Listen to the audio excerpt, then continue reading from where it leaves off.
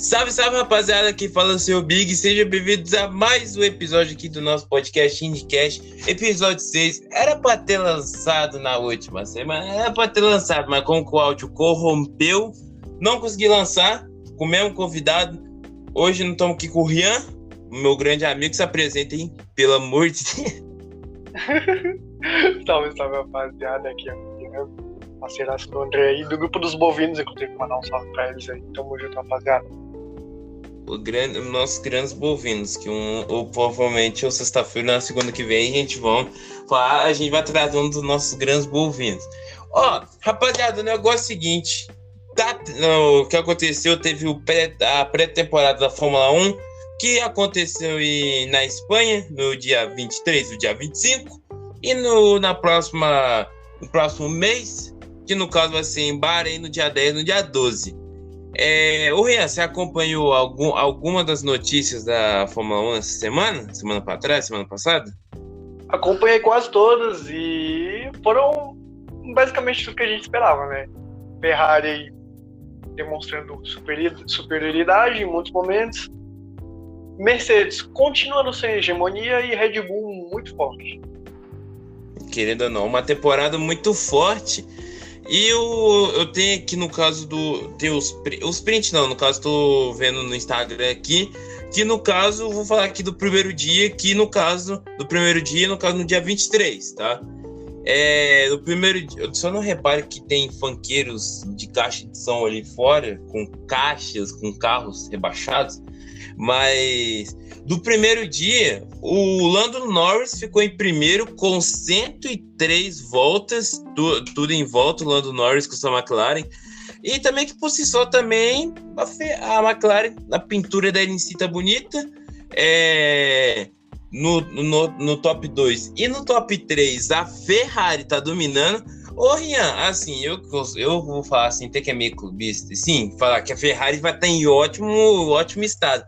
Mas você acha que a Ferrari ela vai conseguir ter um ótimo desempenho nessa temporada? Olhando na pré-temporada, assim, com bons olhos, assim? Você vê a Ferrari no topo nesse ano, assim, uma surpresa? Cara, na verdade, eu creio que a pré-temporada, às vezes, a gente não pode utilizar ela como meio de comparação pro resto da temporada, porque a pré-temporada, na maioria das vezes, as equipes estão testando componentes, testando algumas coisas no carro. Então, nem sempre a equipe está sendo tão competitiva assim quanto deveria na pré-temporada. Porém, eu acho que a Ferrari está demonstrando muita força e demonstrando que, mesmo que ela não vinha ali para ser a equipe desse ano, ela vem ali para brigar mais por um terceiro, um quarto ou um segundo lugar, brigar mais pelo pódio, diferentemente do ano passado, que a gente viu a Ferrari ali do meio do pilotão para o final. Porque a Ferrari em si ela começou a querer realmente correr na temporada nas 3 e 4 dos últimos GPs.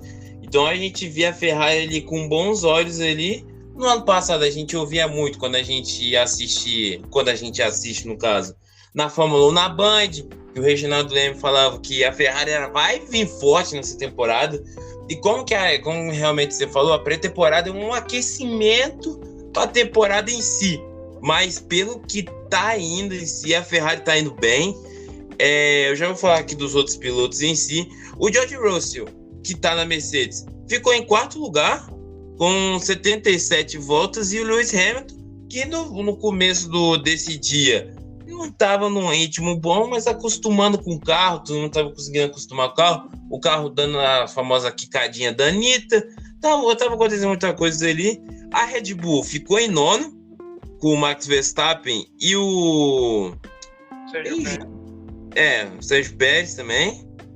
O Sérgio Pérez não apareceu no primeiro dia, não. Achei até estranho. Tô até olhando aqui no roteiro aqui.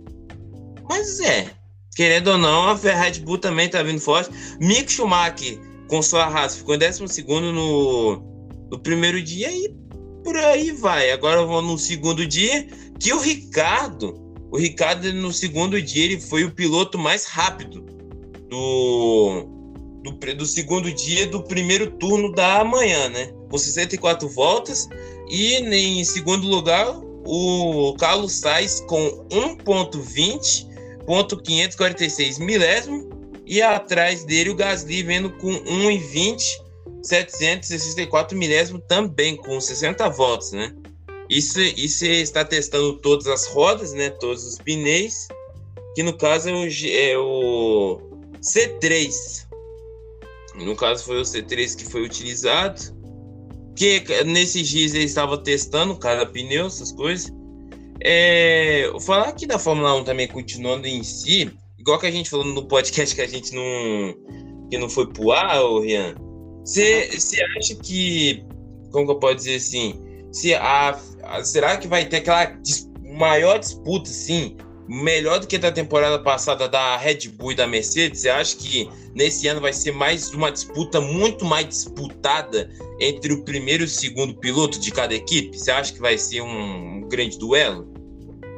Cara, ano passado a gente viu isso muito mais do que nas temporadas anteriores. A gente não viu tanto a hegemonia da Mercedes, a gente viu, né, cada equipe ali demonstrando sua força e seu potencial em determinadas pistas. Então, algumas pistas a Mercedes ia bem e outras a Red Bull ia bem e assim indo.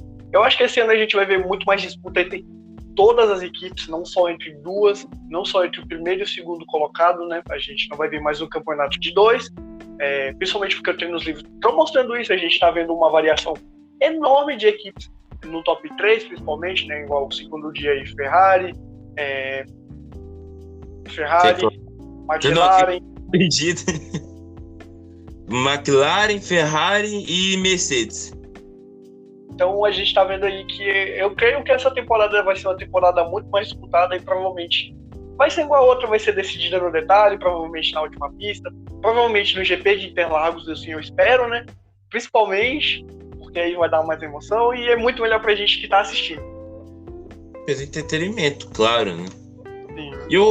Eu acho que nessa temporada, eu acho que vai ser uma temporada muito em que se decide rivalidade entre a Red Bull e a Mercedes, entre Hamilton e Verstappen, e Sérgio Pérez e Russell. O Russell ele vai pegar o costume ali. O Russell já pode lembrar antes que o Russell já correu com uma Mercedes, já conseguiu estar na frente do Bottas quando ele foi companheiro de equipe, quando o Lewis Hamilton teve Covid, né?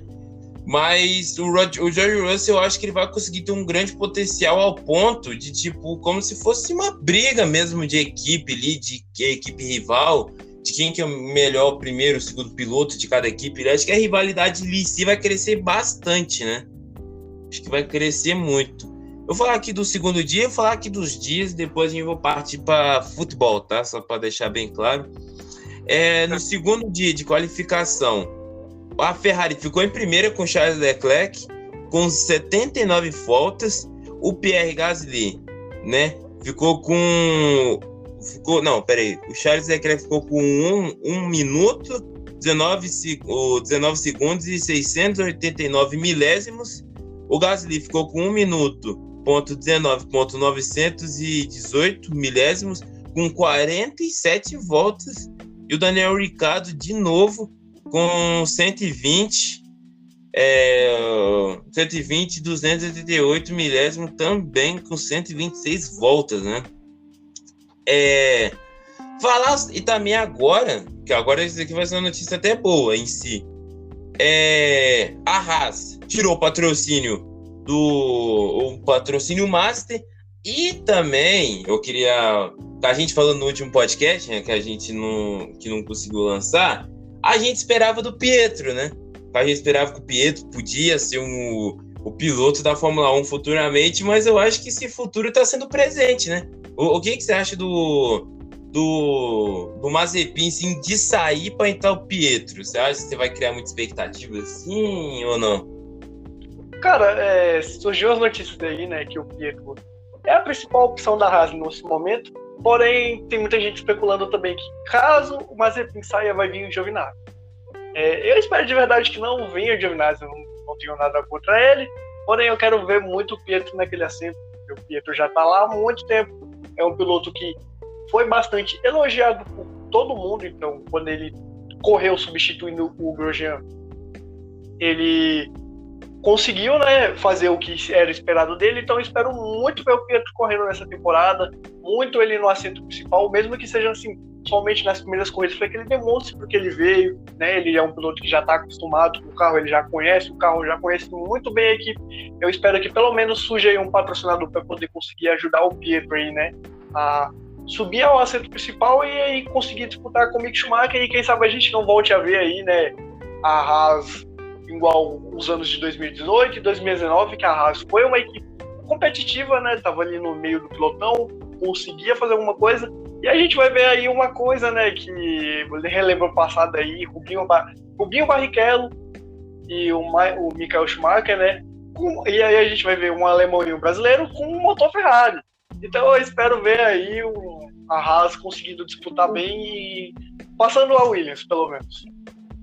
Eu também acho também. Eu fiquei muito pelo acontecimento que está acontecendo na Rússia, claro, está acontecendo muitos acontecimentos que ainda vai estar nesse episódio ainda, que a gente vai falar ainda. Mas eu tô na expectativa, assim, o termo, assim, né? Eu vou achar muito foda o Pietro Fittipaldi na Fórmula 1. Até porque a gente não via uma bandeira brasileira. Quando a gente senta ver Fórmula 1, a gente pensa, pô, será que vai ter um brasileiro? A gente que acompanha dia a dia, a gente sabe que não. Mas dependendo da pessoa que quer começar agora, pensar, se tiver um brasileiro, eu vou torcer. Se Deus quiser, sim, o Pietro pode ser um piloto assim para representar o Brasil.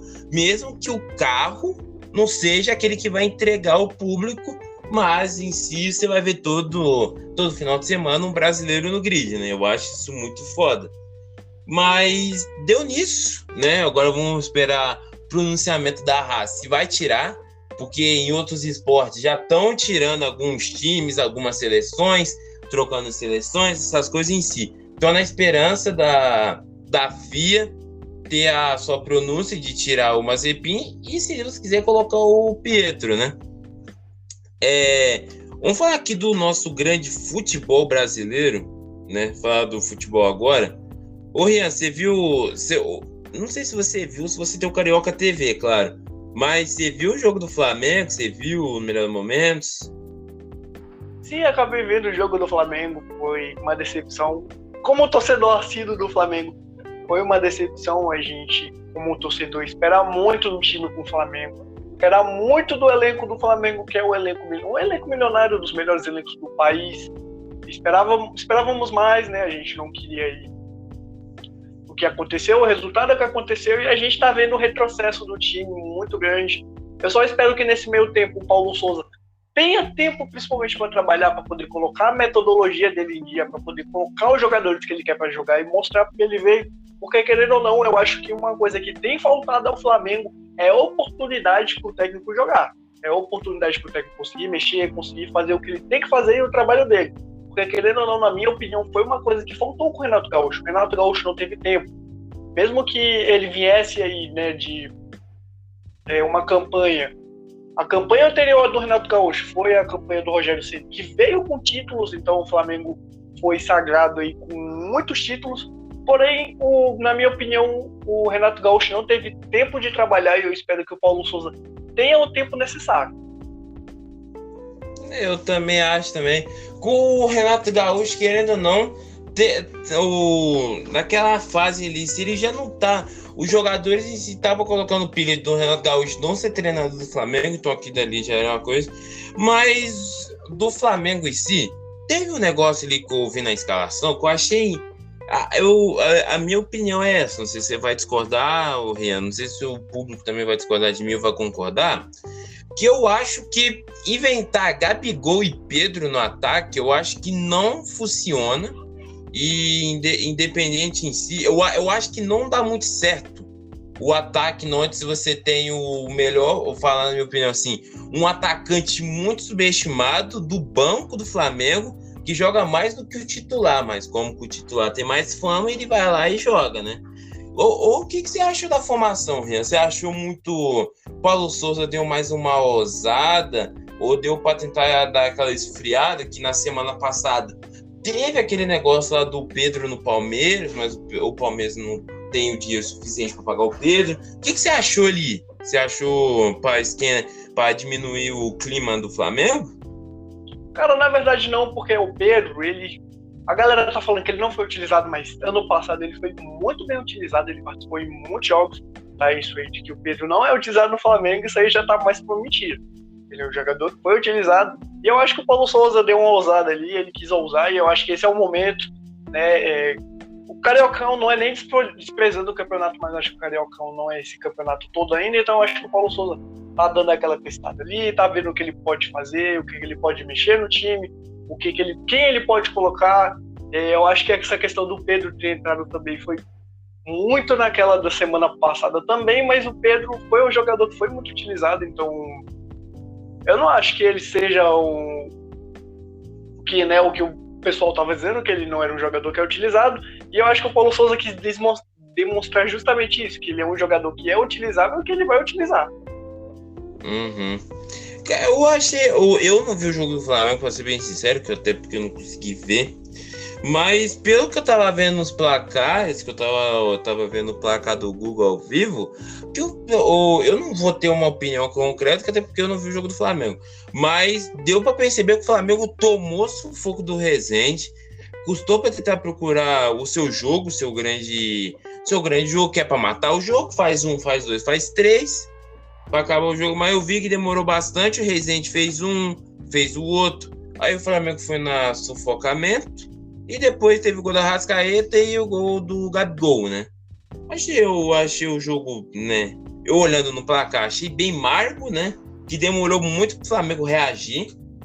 Pela escalação ali do Flamengo ali com o Rodinei. O Rodinei é um ótimo jogador. Mas o Flamengo não entregou aquilo que é tudo, né? Falar aqui rapidinho aqui do Botafogo e do Portuguesa, da Portuguesa do Rio, que por incrível que pareça, acho que foi um dos jogos que eu fiquei mais assustado no final de semana. Literalmente um 5-3 para Portuguesa. Uma das coisas mais aleatórias que eu vi nesse final de semana. Ô, Rian, você viu a Copa da Inglaterra também? Você viu? Cara, eu não cheguei a assistir porque eu tava assistindo o jogo do Flamengo, eu tava assistindo o CBLOL também. Mas eu acompanhei as notícias e foi um jogão, hein? Foi um jogão muito pegado. Eu acabei assistindo somente o momento que teve a treta ali, que o Arnold ali foi pra cima do Harvest, e aí deu a treta generalizada lá. Eu só vi esse momento, mas, cara, foi um jogão. Pode falar. Foi um jogão. Eu acho que os dois times jogaram muito bem. Porém, eu acho que o Chelsea demorou um pouquinho ali, não conseguiu entrar no jogo, né? Cara, eu vou te falar que eu vi o jogo ontem. Eu vi no segundo tempo, prorrogação e pênaltis. E o jogo tava... Eu acho que foi um 0-0 mais incríveis que eu vi. O jogo muito igual para igual. O Mendy, principalmente, catando horrores. Só que o Chelsea ele consegue fazer o mesmo de sempre, que jogar muito bem nos tempos normais. Algumas vezes o Kepa salvou, mas eu achei muito ao contrário, porque o Mendy ele catou muito mais. Eu acho que foi um dos melhores desempenhos que eu vi do Mendy no gol na minha vida, assim.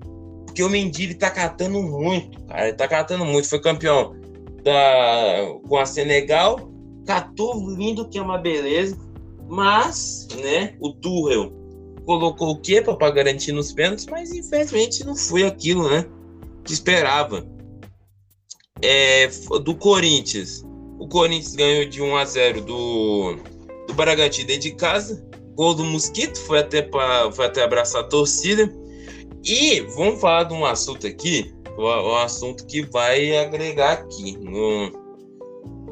da FIFA. A FIFA fez o seguinte, FIFA, UEFA, eu vou dar a notícia aqui depois a sua opinião, Rian.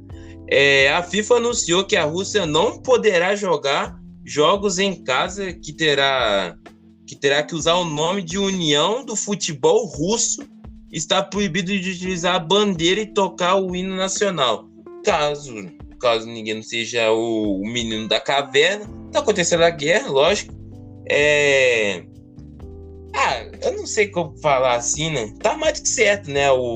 A FIFA, o UEFA ali, tirando os times russos, tirando a Rússia para jogar esses campeonatos em si. Você concorda também, Rian? Sim, em quesito de...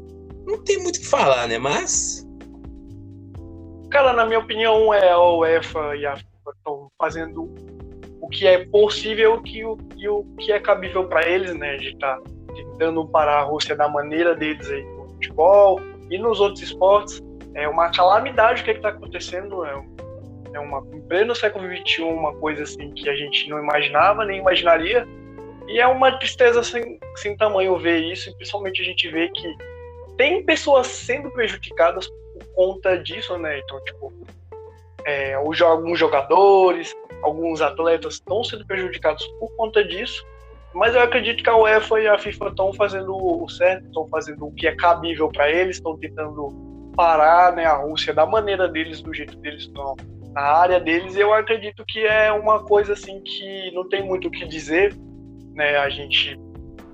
Eu pelo menos concordo totalmente com o que a UEFA está fazendo, mas eu espero que essa situação se resolva logo, porque querendo ou não tem muitos atletas sendo prejudicados por isso, e até mesmo brasileiros, né, que a gente vê aí muitos brasileiros na Liga Russa, na Liga de Futebol da Rússia, e a gente vê que esses caras vão ser prejudicados por conta disso também. Eu também vou nessa também. Eu só queria estudar só nessa entrada em si, porque, como nós sabemos, guerras e outras coisas, queremos que não mate mais civis da Rússia. Falar daqui rapidamente da NBA, o Los Angeles Lakers, foi mal, desculpe fazer isso, que ontem teve o jogo do Memphis Grizzlies e Chicago Bulls. Você acompanhou alguns jogos da NBA ontem, Rian? Cara, infelizmente não, porque tava no trabalho, mas eu acabei vendo lá o resultado final e foi jogão. Memphis Grizzlies conseguindo fazer o que é o possível com aquele time. O time que tem o Jim Moran, né? Jogou até bem. Começou o jogo do Chicago. Foi um jogo até apertadinho ali, querendo ou não. Mas Memphis Grizzlies depois só foi pra cima. Foi indo mais. E foi até indo que conseguiu ganhar de virada do Chicago, né? O DeRozan jogando um absurdo, né? Vamos concordar aqui. O DeRozan jogou num absurdo. E foi mais pra isso mesmo. E, quer ver, eu tenho...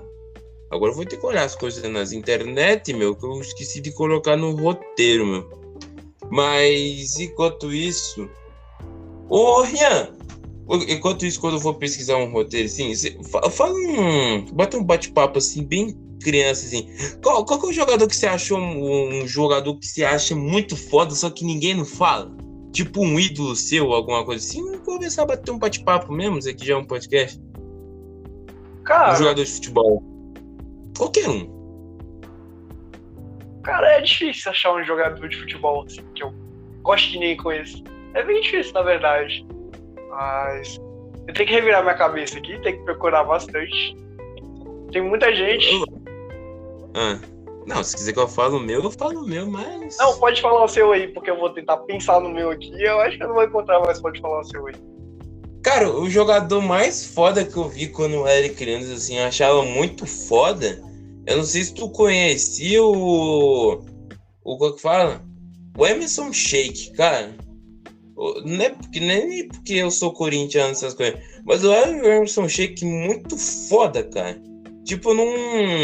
Se alguém falar, mas o Emerson Sheik foi isso, mas foi aquilo. Mas eu acho o Emerson Sheik muito mais foda que qualquer outro cara que fez história dentro do Corinthians, ali, sim, nas épocas de 2000, assim. Eu acho o Emerson Sheik muito foda. Ou também o Dagoberto, que jogou no São Paulo também. Mas o jogador... O Emerson é uma boa escolha, ele é um jogador que né, participou de uma campanha muito boa do Corinthians ali nos anos 2000, né? Muitos títulos. Então, querendo ou não, o Emerson Sheik é uma boa escolha, sim. Ele teve uma passagem pelo Flamengo, não foi uma passagem tão gloriosa assim quanto foi a no Corinthians, mas eu acho que é um jogador excelente, um jogador bom, é um jogador que demonstrou o que tinha que demonstrar, né? Tava no Corinthians e é isso. Eu vou nessa que eu vou puxar o bate-papo maneiro assim, que eu acho o Emerson Sheik foda, cara. Eu não consigo ter outra palavra, não. Eu posso falar mal do Emerson Sheik, mas se alguém fala mal do Emerson Sheik, eu falo todos os currículos do Emerson Sheik da vida. Né? Porque é assim, né? Quando a gente é torcedor, só a gente pode falar mal, ninguém pode. Se a gente vê outra pessoa falando mal do nosso jogador, o Paulo quer, é igual o que tava. Pode falar. Não, pode falar, só dei uma risadinha mesmo. É igual o que tava acontecendo no jogo do Flamengo. A torcida do Flamengo xingando o Gabigol, vaiando ele. Então a gente pode, outras pessoas não. Quer ver, tinha um. Agora eu vou falar de meme, mas quando eu falo, ninguém não acredita, cara. Eu gosto do Vitinho, cara. Vitinho do Flamengo. Eu acho o Vitinho muito mais foda que qualquer outro jogador do Flamengo hoje em dia, cara. Sei lá, nada a ver. Se queria falar assim, só puxar pro ele. Cara, o Vitinho, ele é um jogador que, na minha opinião, ele é muito 880. Ou ele vai jogar bem, ou ele vai jogar mal.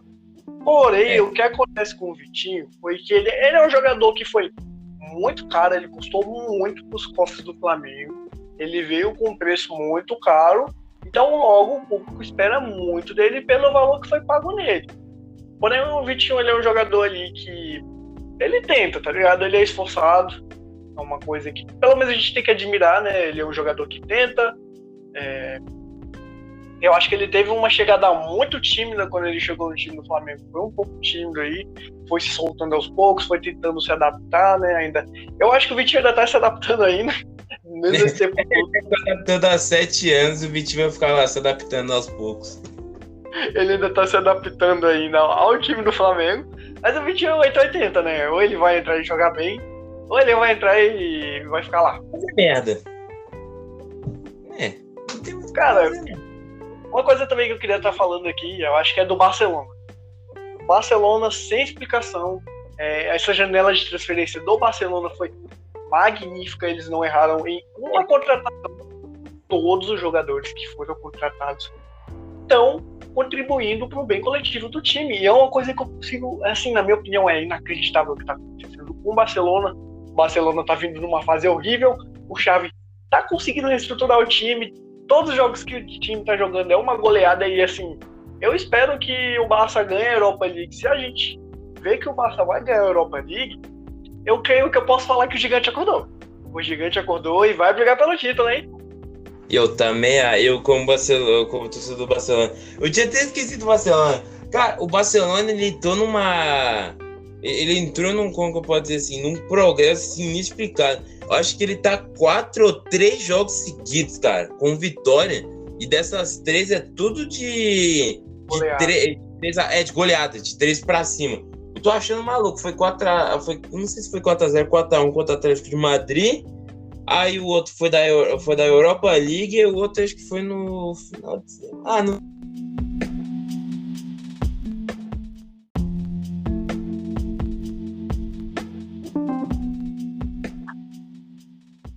Alô? Alô, tá me escutando aí? Eu tô, graças a Deus. Já vou fazer a introdução já de uma vez, tá? Tava falando da Fórmula 1 primeiro. Beleza. Salve, rapaziada, aqui fala o seu Big, sejam bem-vindos a mais um episódio aqui do nosso podcast IndieCast, episódio 6, era pra ter lançado na última semana, mas como o áudio corrompeu, não consegui lançar, com o mesmo convidado, hoje não estamos aqui com o Rian, meu grande amigo, se apresenta, hein, pelo amor de Deus. Salve, rapaziada, aqui é o Rian, parceiraço do André aí, do grupo dos bovinos, inclusive, mandar um salve pra eles aí, tamo junto, rapaziada. Nossos grandes bovinos, que ou provavelmente ou sexta-feira, na segunda que vem, a gente vai trazer um dos nossos grandes bovinos. Rapaziada, o negócio é o seguinte, o que aconteceu, teve a pré-temporada da Fórmula 1, que aconteceu na Espanha, no dia 23 e dia 25, e no próximo mês, que no caso vai ser em Bahrein, no dia 10 e no dia 12. Rian, você acompanhou alguma das notícias da Fórmula 1 essa semana? Semana pra trás, semana passada? Acompanhei quase todas e foram basicamente tudo que a gente esperava, né? Ferrari demonstrando superioridade em muitos momentos. Mercedes continuando sem hegemonia e Red Bull muito forte. Querendo ou não, uma temporada muito forte. E eu tenho aqui no caso tem os prints, não, no caso tô vendo no Instagram aqui, que no caso, vou falar aqui do primeiro dia, no dia 23, tá?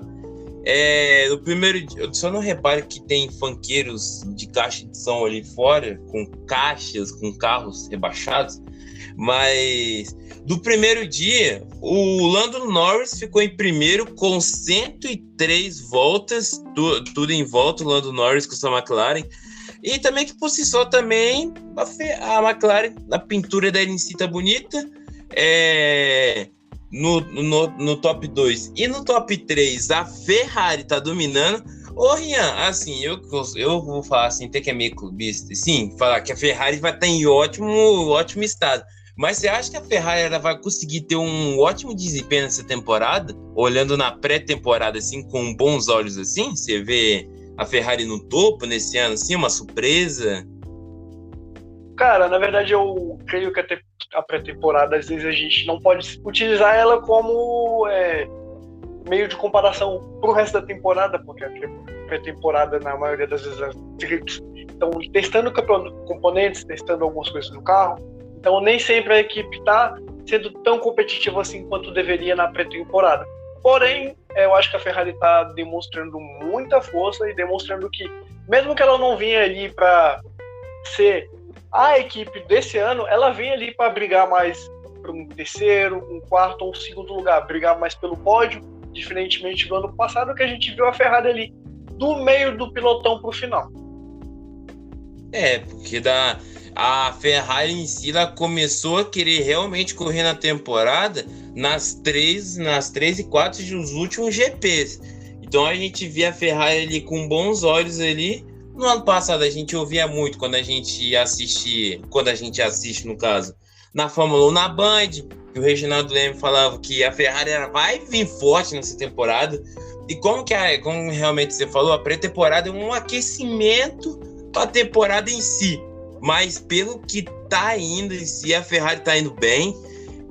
Eu já vou falar aqui dos outros pilotos em si. O George Russell, que tá na Mercedes, ficou em quarto lugar, com 77 voltas. E o Lewis Hamilton, que no começo desse dia não tava num ritmo bom, mas acostumando com o carro, todo mundo tava conseguindo acostumar com o carro dando a famosa quicadinha da Anitta. Tava acontecendo muita coisa ali. A Red Bull ficou em nono, com o Max Verstappen e o Sérgio Pérez também. O Sérgio Pérez não apareceu no primeiro dia, não. Achei até estranho. Tô até olhando aqui no roteiro aqui. Mas querendo ou não, a Red Bull também tá vindo forte. Mick Schumacher, com sua Haas, ficou em 12º no primeiro dia e por aí vai. Agora eu vou no segundo dia, que o Ricardo, no segundo dia, ele foi o piloto mais rápido do segundo dia do primeiro turno da manhã, né? Com 64 voltas. E em segundo lugar, o Carlos Sainz com 1.20.546 milésimo. E atrás dele o Gasly vendo com 1.20.764 milésimo também, com 60 voltas, né? Isso está testando todas as rodas, né? Todos os pneus, que no caso é o C3. No caso foi o C3 que foi utilizado, que nesses dias ele estava testando cada pneu, essas coisas. Vou falar aqui da Fórmula 1 também, continuando em si, igual que a gente falou no podcast que a gente não foi pro ar, ô Rian. Você acha que, como que eu posso dizer assim, será que vai ter aquela maior disputa, assim, melhor do que da temporada passada da Red Bull e da Mercedes? Você acha que nesse ano vai ser mais uma disputa muito mais disputada entre o primeiro e o segundo piloto de cada equipe? Você acha que vai ser um grande duelo? Cara, ano passado a gente viu isso muito mais do que nas temporadas anteriores. A gente não viu tanto a hegemonia da Mercedes, a gente viu, né, cada equipe ali demonstrando sua força e seu potencial em determinadas pistas. Então, algumas pistas a Mercedes ia bem e outras a Red Bull ia bem e assim indo. Eu acho que esse ano a gente vai ver muito mais disputa entre todas as equipes, não só entre duas, não só entre o primeiro e o segundo colocado, né? A gente não vai ver mais um campeonato de dois, principalmente porque os treinos livres estão mostrando isso. A gente está vendo uma variação enorme de equipes no top 3, principalmente, né? Igual o segundo dia aí, Ferrari, McLaren. McLaren, Ferrari e Mercedes. Então a gente está vendo aí que eu creio que essa temporada vai ser uma temporada muito mais disputada e provavelmente vai ser igual a outra, vai ser decidida no detalhe, provavelmente na última pista, provavelmente no GP de Interlagos, assim eu espero, né? Principalmente, porque aí vai dar mais emoção e é muito melhor pra gente que tá assistindo. Pelo entretenimento, claro, né? Sim. Eu acho que nessa temporada, eu acho que vai ser uma temporada muito em que se decide rivalidade entre a Red Bull e a Mercedes, entre Hamilton e Verstappen e Sérgio Pérez e Russell. O Russell ele vai pegar o costume ali. O Russell ele já pode lembrar antes que o Russell ele já correu com uma Mercedes, já conseguiu estar na frente do Bottas quando ele foi companheiro de equipe, quando o Lewis Hamilton teve Covid, né? Mas o George Russell, eu acho que ele vai conseguir ter um grande potencial ao ponto de, tipo, como se fosse uma briga mesmo de equipe ali, de equipe rival, de quem que é o melhor, o primeiro, o segundo piloto de cada equipe. Eu acho que a rivalidade ali em si vai crescer bastante, né? Acho que vai crescer muito. Eu vou falar aqui do segundo dia, eu vou falar aqui dos dias, depois a gente vai partir para futebol, tá? Só para deixar bem claro. No segundo dia de qualificação, a Ferrari ficou em primeira com Charles Leclerc, com 79 voltas. O Pierre Gasly, né, o Charles Leclerc ficou com 1 minuto, 19 segundos e 689 milésimos. O Gasly ficou com 1 minuto, 19,918 milésimos, com 47 voltas. E o Daniel Ricciardo, de novo, com 288 milésimos, também com 126 voltas, né? Falar, e também agora, que agora isso aqui vai ser uma notícia até boa em si, a Haas tirou o patrocínio Master, e também eu queria, a gente falando no último podcast, né, que não conseguiu lançar, a gente esperava do Pietro, né? A gente esperava que o Pietro podia ser o piloto da Fórmula 1 futuramente, mas eu acho que esse futuro está sendo presente, né? O que você acha do Mazepin, assim, de sair para entrar o Pietro? Você acha que você vai criar muita expectativa assim ou não? Cara, surgiu as notícias aí, né, que o Pietro é a principal opção da Haas nesse momento, porém tem muita gente especulando também que caso o Mazepin saia, vai vir o Giovinazzi. Eu espero de verdade que não venha o Giovinazzi, eu não tenho nada contra ele, porém eu quero ver muito o Pietro naquele assento, porque o Pietro já está lá há muito tempo, é um piloto que foi bastante elogiado por todo mundo, então quando ele correu substituindo o Grosjean, ele conseguiu, né, fazer o que era esperado dele, então eu espero muito ver o Pietro correndo nessa temporada, muito ele no assento principal, mesmo que seja assim, somente nas primeiras corridas, para que ele demonstre porque ele veio, né, ele é um piloto que já está acostumado com o carro, ele já conhece o carro, já conhece muito bem a equipe. Eu espero que pelo menos surja aí um patrocinador para poder conseguir ajudar o Pietro aí, né, a subir ao assento principal e aí conseguir disputar com o Mick Schumacher, e quem sabe a gente não volte a ver aí, né, a Haas igual os anos de 2018 e 2019, que a Haas foi uma equipe competitiva, né? Tava ali no meio do pelotão, conseguia fazer alguma coisa, e a gente vai ver aí uma coisa, né, que relembra o passado aí, Rubinho Barrichello e o Michael Schumacher, né? E aí a gente vai ver um alemão e um brasileiro com um motor Ferrari. Então eu espero ver aí a Haas conseguindo disputar bem e passando a Williams, pelo menos. Eu também acho, também. Eu fiquei muito... pelo acontecimento que está acontecendo na Rússia, claro, está acontecendo muitos acontecimentos que ainda vai estar nesse episódio ainda, que a gente vai falar ainda. Mas eu tô na expectativa, assim, o termo, assim, né? Eu vou achar muito foda o Pietro Fittipaldi na Fórmula 1, Até porque a gente não via uma bandeira brasileira. Quando a gente senta ver Fórmula 1, a gente pensa, pô, será que vai ter um brasileiro? A gente que acompanha dia a dia, a gente sabe que não. Mas dependendo da pessoa que quer começar agora, pensar, se tiver um brasileiro, vou torcer. Se Deus quiser, sim, o Pietro pode ser um piloto assim para representar o Brasil, mesmo que o carro não seja aquele que vai entregar ao público, mas em si você vai ver todo final de semana um brasileiro no grid, né? Eu acho isso muito foda. Mas deu nisso, né? Agora vamos esperar o pronunciamento da Haas, se vai tirar, porque em outros esportes já estão tirando alguns times, algumas seleções, trocando seleções, essas coisas em si. Então, na esperança da FIA ter a sua pronúncia de tirar o Mazepin e, se Deus quiser, colocar o Pietro, né? Vamos falar aqui do nosso grande futebol brasileiro, né? Falar do futebol agora. Ô, Rian, você viu... não sei se você viu, se você tem o Carioca TV, claro. Mas você viu o jogo do Flamengo? Você viu os melhores momentos? Sim, acabei vendo o jogo do Flamengo. Foi uma decepção. Como torcedor assíduo do Flamengo, foi uma decepção. A gente, como torcedor, espera muito no time com o Flamengo. Espera muito do elenco do Flamengo, que é o elenco milionário, dos melhores elencos do país. Esperávamos mais, né? A gente não queria ir. O que aconteceu, o resultado é que aconteceu, e a gente está vendo o retrocesso do time muito grande. Eu só espero que nesse meio tempo o Paulo Souza tenha tempo, principalmente para trabalhar, para poder colocar a metodologia dele em dia, para poder colocar os jogadores que ele quer para jogar e mostrar porque ele veio. Porque, querendo ou não, eu acho que uma coisa que tem faltado ao Flamengo é oportunidade para o técnico jogar. É oportunidade para o técnico conseguir mexer, conseguir fazer o que ele tem que fazer e o trabalho dele. Porque, querendo ou não, na minha opinião, foi uma coisa que faltou com o Renato Gaúcho. O Renato Gaúcho não teve tempo. Mesmo que ele viesse aí, né, de uma campanha. A campanha anterior do Renato Gaúcho foi a campanha do Rogério Ceni, que veio com títulos, então o Flamengo foi sagrado aí com muitos títulos.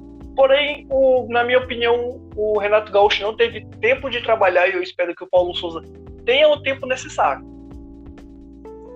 Eu também acho também. Com o Renato Gaúcho, querendo ou não, naquela fase ali, se ele já não tá... Os jogadores estavam colocando o pilha do Renato Gaúcho não ser treinador do Flamengo, então aqui dali já era uma coisa. Mas do Flamengo em si, teve um negócio ali que eu vi na escalação que eu achei... A minha opinião é essa, não sei se você vai discordar, Rian, não sei se o público também vai discordar de mim ou vai concordar, que eu acho que inventar Gabigol e Pedro no ataque, eu acho que não funciona, e independente em si, eu acho que não dá muito certo o ataque, não, antes você tem o melhor, vou falar na minha opinião assim, um atacante muito subestimado do banco do Flamengo, que joga mais do que o titular, mas como o titular tem mais fama, ele vai lá e joga, né? O que você achou da formação, Rian? Você achou muito... Paulo Souza deu mais uma ousada, ou deu para tentar dar aquela esfriada, que na semana passada teve aquele negócio lá do Pedro no Palmeiras, mas o Palmeiras não tem o dinheiro suficiente para pagar o Pedro. O que você achou ali? Você achou para diminuir o clima do Flamengo? Cara, na verdade não, porque o Pedro, a galera tá falando que ele não foi utilizado, mas ano passado ele foi muito bem utilizado, ele participou em muitos jogos, tá? Isso aí de que o Pedro não é utilizado no Flamengo, isso aí já tá mais pra mentira. Ele é um jogador que foi utilizado, e eu acho que o Paulo Souza deu uma ousada ali, ele quis ousar, e eu acho que esse é o momento, né? O Cariocão não é nem desprezando o campeonato, mas eu acho que o Cariocão não é esse campeonato todo ainda, então eu acho que o Paulo Souza tá dando aquela testada ali, tá vendo o que ele pode fazer, o que ele pode mexer no time, quem ele pode colocar. Eu acho que essa questão do Pedro ter entrado também foi muito naquela da semana passada também, mas o Pedro foi um jogador que foi muito utilizado, então eu não acho que ele seja o que o pessoal estava dizendo, que ele não era um jogador que é utilizado, e eu acho que o Paulo Souza quis demonstrar justamente isso, que ele é um jogador que é utilizável e que ele vai utilizar. Uhum. Eu não vi o jogo do Flamengo, pra ser bem sincero, que até porque eu não consegui ver, Mas pelo que eu tava vendo nos placares, que eu tava vendo o placar do Google ao vivo, que eu não vou ter uma opinião concreta, até porque eu não vi o jogo do Flamengo. Mas deu para perceber que o Flamengo tomou sufoco do Rezende, custou para tentar procurar o seu jogo, seu grande jogo, que é para matar o jogo, faz um, faz dois, faz três, para acabar o jogo. Mas eu vi que demorou bastante, o Rezende fez um, fez o outro. Aí o Flamengo foi na sufocamento. E depois teve o gol da Arrascaeta e o gol do Gabigol, né? Eu achei o jogo, né? Eu olhando no placar, achei bem marco, né? Que demorou muito pro Flamengo reagir pela escalação ali do Flamengo ali com o Rodinei. O Rodinei é um ótimo jogador, mas o Flamengo não entregou aquilo que é tudo, né? Falar aqui rapidinho aqui do Botafogo e do Portuguesa, da Portuguesa do Rio, que por incrível que pareça, acho que foi um dos jogos que eu fiquei mais assustado no final de semana. Literalmente um 5-3 para Portuguesa. Uma das coisas mais aleatórias que eu vi nesse final de semana. Ô, Rian, você viu a Copa da Inglaterra também? Você viu? Cara, eu não cheguei a assistir porque eu tava assistindo o jogo do Flamengo, tava assistindo o CBLOL também. Mas eu acompanhei as notícias e foi um jogão, hein? Foi um jogão muito pegado. Eu acabei assistindo somente o momento que teve a treta ali, que o Arnold ali foi pra cima do Harvest, e aí deu a treta generalizada lá. Eu só vi esse momento, mas, cara, foi um jogão. Foi um jogão. Pode falar. Foi um jogão. Eu acho que os dois times jogaram muito bem. Porém, eu acho que o Chelsea demorou um pouquinho ali, não conseguiu entrar no jogo, né? Cara, eu vou te falar que eu vi o jogo ontem. Eu vi no segundo tempo, prorrogação e pênaltis. E o jogo tava... Eu acho que foi um 0-0 mais incríveis que eu vi. O jogo muito igual para igual. O Mendy, principalmente, catando horrores. Só que o Chelsea ele consegue fazer o mesmo de sempre, que jogar muito bem nos tempos normais.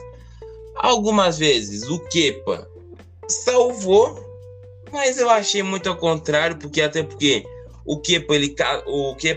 o Mendy ele catou muito mais. Eu acho que foi um dos melhores desempenhos que eu vi do Mendy no gol na minha vida, assim, porque o Mendy ele tá catando muito, cara, ele tá catando muito. Foi campeão com a Senegal, catou lindo, que é uma beleza, mas, né, o Tuchel colocou o Kepa para garantir nos pênaltis, mas infelizmente não foi aquilo, né, que esperava.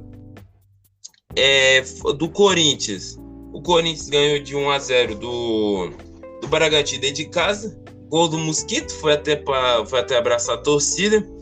E vamos falar de um assunto aqui, um assunto que vai agregar aqui da FIFA. A FIFA fez o seguinte, UEFA, eu vou dar a notícia aqui depois a sua opinião, Rian.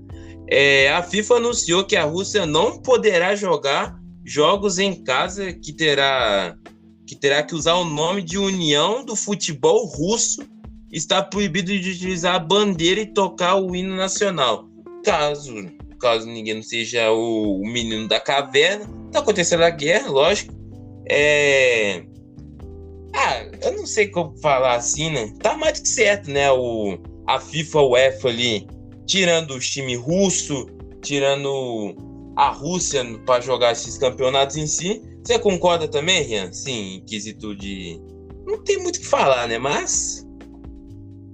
Cara, na minha opinião, a UEFA e a FIFA estão fazendo o que é possível e o que é cabível para eles, né? De estar tentando parar a Rússia da maneira deles aí no futebol e nos outros esportes. É uma calamidade o que está acontecendo. Em pleno século XXI, uma coisa assim que a gente não imaginava, nem imaginaria. E é uma tristeza sem tamanho ver isso, e principalmente a gente vê que tem pessoas sendo prejudicadas por conta disso, né? Então, tipo, alguns jogadores, alguns atletas estão sendo prejudicados por conta disso, mas eu acredito que a UEFA e a FIFA estão fazendo o certo, estão fazendo o que é cabível para eles, estão tentando parar, né, a Rússia da maneira deles, do jeito deles, na área deles. Eu acredito que é uma coisa assim que não tem muito o que dizer, né? Eu pelo menos concordo totalmente com o que a UEFA está fazendo, mas eu espero que essa situação se resolva logo, porque, querendo ou não, tem muitos atletas sendo prejudicados por isso, e até mesmo brasileiros, né? Que a gente vê aí muitos brasileiros na Liga Russa, na Liga de Futebol da Rússia, e a gente vê que esses caras vão ser prejudicados por conta disso também. Uhum. Eu também vou nessa também. Eu só queria estudar só nessa entrada em si, porque, como nós sabemos, guerras e outras coisas, queremos que não mate mais civis da Rússia. Falar daqui rapidamente da NBA, o Los Angeles Lakers, foi mal, desculpa de fazer isso, que ontem teve o jogo do Memphis Grizzlies e Chicago Bulls. Você acompanhou alguns jogos da NBA ontem, Rian? Cara, infelizmente não, porque tava no trabalho, mas eu acabei vendo lá o resultado final e foi jogão. Memphis Grizzlies conseguindo fazer o que é o possível com aquele time. O time que tem o Jim Moran, né?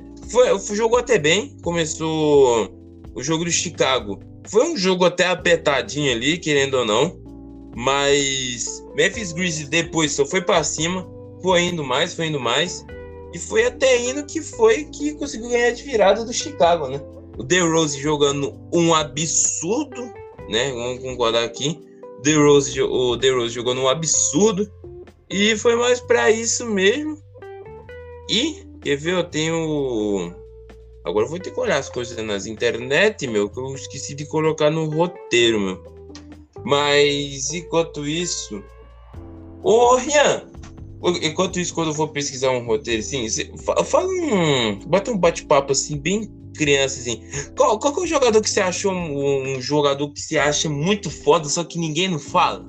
Tipo um ídolo seu, alguma coisa assim? Vamos começar a bater um bate-papo mesmo, isso aqui já é um podcast. Cara... Um jogador de futebol. Qualquer um. Cara, é difícil achar um jogador de futebol assim, que eu gosto que nem conheço. É bem difícil, na verdade. Mas eu tenho que revirar minha cabeça aqui, tenho que procurar bastante. Tem muita gente. Não, se quiser que eu fale o meu, eu falo o meu, mas... Não, pode falar o seu aí, porque eu vou tentar pensar no meu aqui. Eu acho que eu não vou encontrar, mas pode falar o seu aí. Cara, o jogador mais foda que eu vi quando eu era criança, assim, eu achava muito foda. Eu não sei se tu conhecia o que que fala? O Emerson Sheik, cara. Nem porque eu sou corintiano, essas coisas. Mas o Emerson Sheik muito foda, cara. Tipo, se alguém falar, mas o Emerson Sheik foi isso, mas foi aquilo. Mas eu acho o Emerson Sheik muito mais foda que qualquer outro cara que fez história dentro do Corinthians, ele, sim, nas épocas de 2000, assim. Eu acho o Emerson Sheik muito foda. Ou também o Dagoberto, que jogou no São Paulo também. Mas o jogador... O Emerson é uma boa escolha, ele é um jogador que né, participou de uma campanha muito boa do Corinthians ali nos anos 2000, né? Muitos títulos. Então, querendo ou não, o Emerson Sheik é uma boa escolha, sim. Ele teve uma passagem pelo Flamengo, não foi uma passagem tão gloriosa assim quanto foi a no Corinthians, mas eu acho que é um jogador excelente, um jogador bom, é um jogador que demonstrou o que tinha que demonstrar, né? Tava no Corinthians e é isso. Eu vou nessa porque eu vou puxar o bate-papo maneiro assim, que eu acho o Emerson Sheik foda, cara. Eu não consigo ter outra palavra, não. Eu posso falar mal do Emerson Sheik, mas se alguém fala mal do Emerson Sheik, eu falo todos os currículos do Emerson Sheik da vida. Né? Porque é assim, né? Quando a gente é torcedor, só a gente pode falar mal, ninguém pode. Se a gente vê outra pessoa falando mal do nosso jogador, o pau que velho. É igual o que tava... pode falar. Não, pode falar, só dei uma risadinha mesmo. É igual o que tava acontecendo no jogo do Flamengo. A torcida do Flamengo xingando o Gabigol, vaiando ele. Então a gente pode, outras pessoas não. Quer ver, tinha agora eu vou falar de meme, mas quando eu falo ninguém não acredita, cara. Eu gosto do Vitinho, cara. Vitinho do Flamengo. Eu acho o Vitinho muito mais foda que qualquer outro jogador do Flamengo hoje em dia, cara. Sei lá, nada a ver. Eu queria falar assim, só puxar com ele.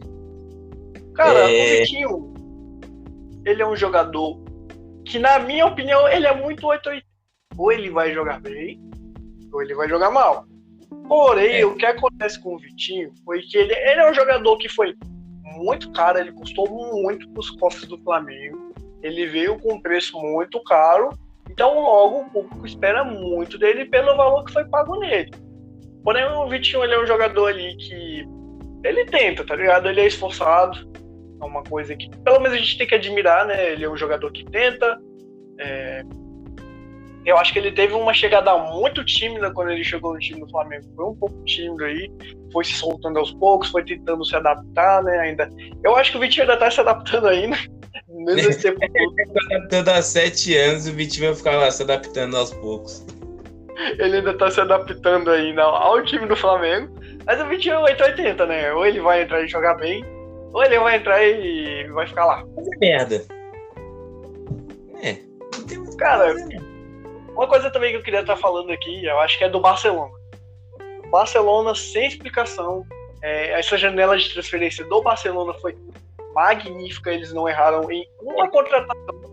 Todos os jogadores que foram contratados estão contribuindo para o bem coletivo do time. E é uma coisa que eu consigo, assim, na minha opinião, é inacreditável o que está acontecendo com o Barcelona. O Barcelona está vindo numa fase horrível, o Xavi está conseguindo reestruturar o time.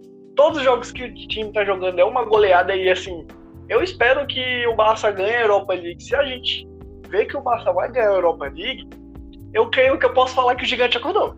O gigante acordou e vai brigar pelo título, hein? Eu também, eu como torcedor do Barcelona. Eu tinha até esquecido o Barcelona. Cara, o Barcelona, ele entrou